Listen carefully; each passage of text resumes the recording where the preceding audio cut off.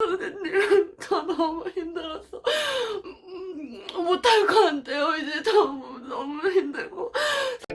오늘은 최근 시골에서 귀농생활 방송으로 인기를 끈 30만 유튜버 덕자님이 아프리카TV 방송을 통해 그간 겪어온 일들을 밝히며 결국 방송을 그만둔다 은퇴를 선언해 큰 화제가 되었습니다. 따라서 오늘은 덕자님과 불공정 계약 논란에 휩싸인 165만 유튜버 MCN 회사 ACCA 에이전시의 대표 덕형의 재력과 재산에 대해 알아보겠습니다. 덕형님은 1991년생 올해 29살이며 본명은 박현신입니다. 검은색 유성 매직으로 두껍게 칠한 눈썹과 큰 얼굴, 덕형이란 채널 이름답게 긴 턱을 소유한 덕형님은 살아있는 해산물이나 조리되지 않은 음식 재료를 즉석에서 조리해 먹거나 왠지 가정집에 있는 게 신기한 애완동물들과의 합방 콘텐츠 등으로 큰 인기를 얻은 채널입니다. 덕형님은 최근까지 약 165만 명의 구독자 수를 보유한 것으로 추정되나 현재는 구독자 수를 비공개로 설정해 국내 랭킹과 세계 랭킹은 알려진 바 없습니다. 따라서 직업이 유튜버인 만큼 덕형님의 메인 수입 중 하나는 유튜브 채널 수익입니다. 현재까지 약 587개의 영상을 업로드한 덕형 채널의 총 누적 조회수는 5억 3,935만 7,588회입니다. 유튜브 수익 구조의 특성상 영상 시간 4,000시간과 구독자 수 1,000명을 돌파해야 수익이 창출되므로 쿨하게 뒷자리 935만 회를 퉁치도록 하고 덕형 채널의 CPM 즉 조회수 1000회 노출당 발생 수익은 약 1985원에서 3452원 정도로 추정된다 합니다. 따라서 이중 중간값인 2718원을 기준으로 잡고 조회수 1000회 노출당 발생 수익이므로 5억 3천회를 53만으로 변경해 단순 계산 시 14억 4054만원 약 14억원입니다. 또한 이번 덕자님 사건에서 공개된 정보에 의하자면 덕형님의 회사는 소속 유튜버들과 수익을 5대5로 배분한다 알려졌는데 현재 덕형님 MCN 회사에 소속된 유튜버는 100만 유튜버 도깨비, 덕자 정선시대, 부배, 갓형욱님 등 총 9명이 소속되었거나 소속된 것으로 파악됩니다. 이들 채널의 총 조회수를 합하면 약 6억 4천만회 이상의 조회수를 돌파하는 만큼 이에 따른 5대5 수익 배분으로 인해 여러 회사 경비가 제외된다 치더라도 덕형님의 재산은 최소 수억 원은 더해졌을 것으로 추정되며 앞으로 유튜버들과 계약이 종료될 때까지 지속 증가될 것으로 보입니다. 물론 추가로 아프리카TV에서도 활동하고 있는 덕형님은 과거 방송에서 스스로 별풍선 수입을 공개한 적이 있었는데 해당 자료에서는 보통 일주일에서 보름 간격으로 적게는 150만원 전후에서 많게는 500만원대까지 환전하는 것으로 보였으며 덕형님 또한 별풍선으로 인한 수입은 한 달 기준 300만원에서 600만원이라 스스로 밝힌 바 있습니다. 추가로 건당 300만원에서